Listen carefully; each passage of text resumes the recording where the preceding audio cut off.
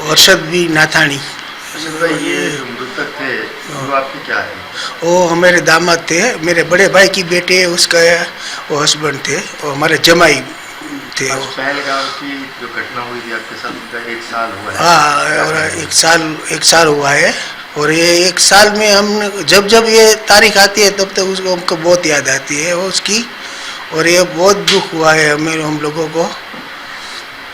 क्या घटना हुई?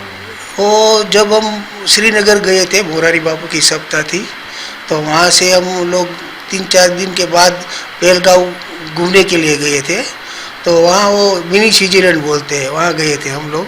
तो वहाँ हम पहुँचने के बाद हमारे 10 मिनट भी नहीं हुई है।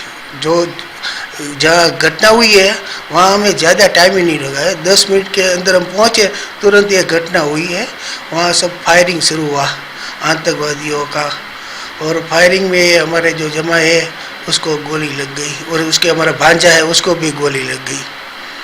बाद में आपको सरकार की तरफ से? हाँ, बाद में हमने सरकार की ओर से हमने बहुत मदद मिली है। उन लोगों ने वहाँ के हमने हॉस्पिटल ले जाने में, वहाँ बाकी श्रीनगर से यहाँ भावनगर तक लाने में सरकार की बहुत मदद मिली है। उनके परिवार की क्या स्थिति है? वो आज उनकी परिवार की स्थिति तो बहुत खराब है, बहुत खराब है। एक दिन भी ऐसा नहीं है कि उसको याद करके घर में रो नहीं रहे लोग, सब लोग बहुत परेशान है, बहुत परेशान है, बहुत दुख हो रहा है। आपकी बेटी की क्या स्थिति है? और उसका तो हालत बहुत ख़राब है अभी, उसको तो कुछ उसके साथ बात करने में भी अभी बहुत प्रॉब्लम होता है, कोई बात नहीं कर सकती है वो आज भी। उनकी दवा चल रही है हॉस्पिटल? हाँ, उसको बार बार दवाखाने में दवा चल रही है, ले जाना पड़ता है। थोड़ी देर अच्छा रहता है, थोड़ी देर तबीयत बिगड़ जाती है, पूरा दिन याद करके रो ही रही है। तो आपका नाम? मेरा नाम है भार्गव भाई जयदेव भाई भट्ट। भार्गव भाई, ये जो पहलगाम की घटना हुई थी उनका 1 साल हो गया।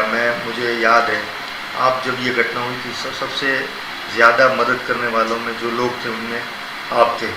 तो आज 1 साल पूरा हुआ है, क्या कहेंगे?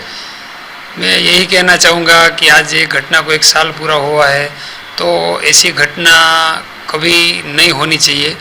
और दूसरा कि अभी तक वो जो परिवार है, मैं सबसे नज़दीक उनके साथ रहा था, तो आज तक भी उसकी जो बीबी है, उसका पति और उसकी मतलब उसके बच्चे को आज भी याद करके वो पूरा इतना डिप्रेशन में है कि वो सोचते हैं तो भी हमारे रोंगटे खड़े हो जाते हैं कि ऐसा कभी नहीं होना चाहिए।